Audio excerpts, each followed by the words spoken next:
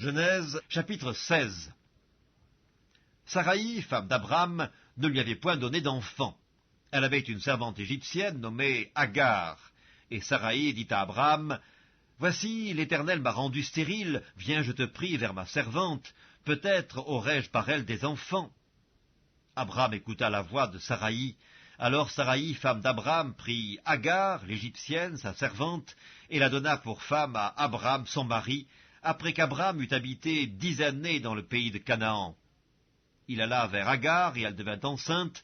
Quand elle se vit enceinte, elle regarda sa maîtresse avec mépris, et Saraï dit à Abram, « L'outrage qui m'est fait retombe sur toi, j'ai mis ma servante dans ton sein, et quand elle a vu qu'elle était enceinte, elle m'a regardé avec mépris, que l'Éternel soit juge entre moi et toi. » Abram répondit à Saraï, « Voici ta servante est en ton pouvoir, agis à son égard comme tu le trouveras bon. » Alors Saraï la maltraita, et Agar s'enfuit loin d'elle.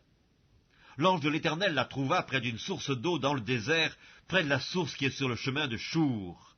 Il dit, « Agar, servante de Saraï, d'où viens-tu et où vas-tu » Elle répondit, « Je fuis loin de Saraï, ma maîtresse. » L'ange de l'Éternel lui dit, « Retourne vers ta maîtresse et humilie-toi sous sa main. » L'ange de l'Éternel lui dit, « Je multiplierai ta postérité, et elle sera si nombreuse qu'on ne pourra la compter. » L'ange de l'Éternel lui dit, « Voici, tu es enceinte, et tu enfanteras un fils à qui tu donneras le nom d'Ismaël, car l'Éternel t'a entendu dans ton affliction.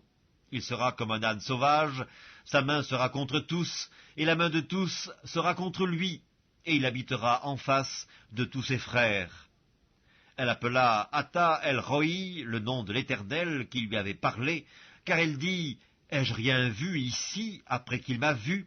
C'est pourquoi l'on a appelé ce puits le puits de Lacaï-Roï. Il est entre Kadès et Bared.